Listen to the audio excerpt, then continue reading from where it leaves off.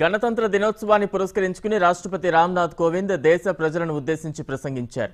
భిన్నత్వంలో ఏకత్వం, అభివృద్ధి, ప్రజాస్వామ్య స్ఫూర్తితో ప్రభుత్వం పనిచేస్తోందని రాష్ట్రపతి కోవింద్ అన్నారు. ఈబీసీలకు 10% రిజర్వేషన్ కల్పించడం ద్వారా మహాత్ముని కలను ప్రభుత్వం నెరవేర్చిందన్నారు. 70वें गणतंत्र दिवस की पूर्व संध्या पर आप सभी को मेरी हार्दिक शुभकामनाएं। यह दिवस लोकतंत्र पर आधारित हमारे गणराज्य के उच्च आदर्शों को याद करने का अवसर है। यह दिवस देश के सभी नागरिकों के लिए स्वतंत्रता, समानता और भाईचारे के आदर्शों के प्रति अपनी आस्था को दोहराने का अवसर है और इन सब से बढ़कर हमारा गणतंत्र दिवस हम सब के भारतीय होने के गौरव को महसूस करने का भी अवसर है। हमारे गणतंत्र के लिए यह वर्ष विशेष रूप से महत्वपूर्ण है। इसी वर्ष 2 अक्टूबर को हम राष्ट्रपिता महात्मा गांधी की 150वीं जयंती मनाएंगे। गांधी जी ने हम सबको एक नई दिशा दिखाई।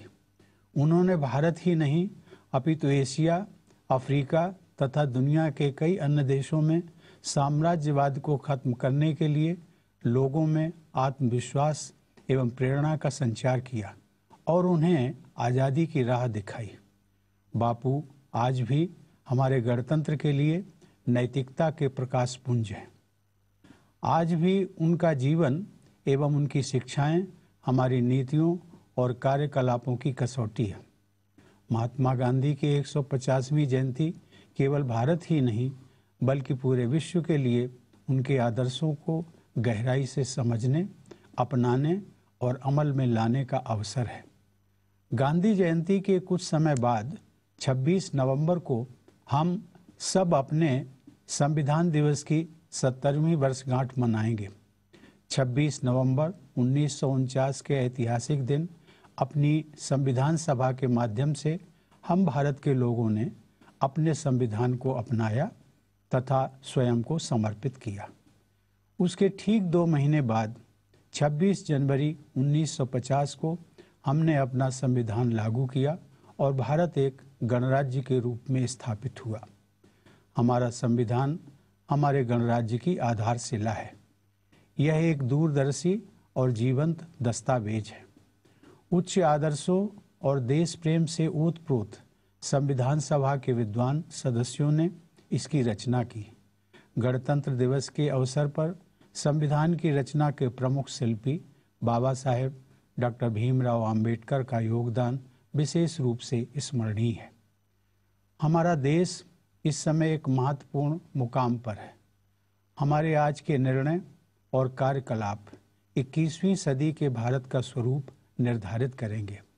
एकजुट होकर अपने प्रयासों के बल पर इस सदी को भारत की सदी बनाने का अवसर हम सबके सामने है।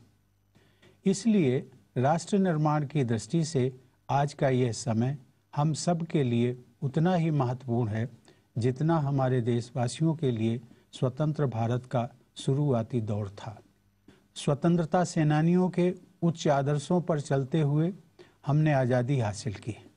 जनता को सर्वोपरि मानने वाले मूल्यों ने हमारे गणतंत्र को वर्तमान स्वरूप प्रदान किया। वही आदर्श और मूल्य लोकतंत्र और संविधान के प्रति हमारी अटूट आस्था में रचे बसे हैं।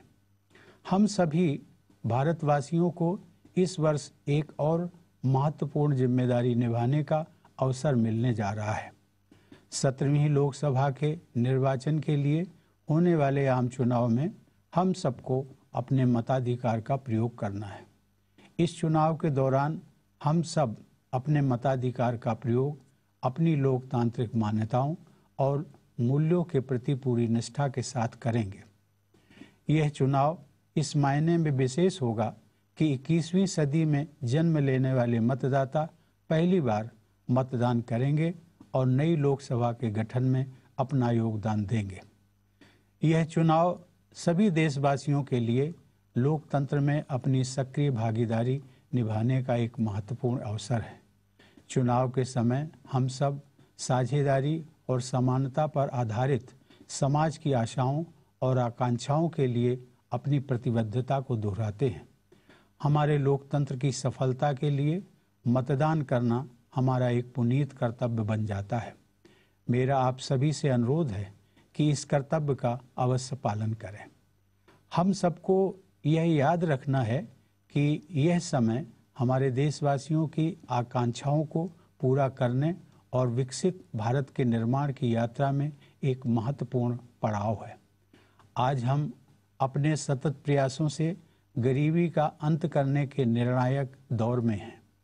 देशव्यापी प्रयासों के बल पर गरीब परिवारों को आवास, पीने के पानी, बिजली और टॉयलेट की सुविधा मिल रही है। गांवों को शहरों से जोड़ने वाली सड़कें और पुल बन रहे हैं। शहरों में आवास तथा आधुनिक जन सुविधाएं उपलब्ध हो रही हैं। हर घर तक बिजली पहुंच रही है। हमारे युवा हुनरमंद होकर रोजगार की नई संभावनाएं पैदा कर रहे हैं। जो लोग अपना व्यवसाय करना चाहते हैं उन्हें बिना गारंटी के लोन की सुविधा सुलभ कराई जा रही है। हर गरीब व्यक्ति तक स्वास्थ्य सेवाएं पहुंचाने का एक व्यापक कार्यक्रम शुरू किया गया है। लोगों को जन औषधि केंद्रों में सस्ती दरों पर दवाइयां मिल रही हैं।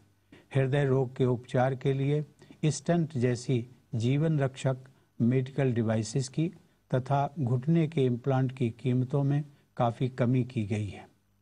रियायती दरों पर डायलिसिस की सुविधा प्राप्त हो रही है। हमारे गरीब भाई बहनों के जीवन को बेहतर बनाने के लिए ऐसे अनेक प्रयास किए जा रहे हैं।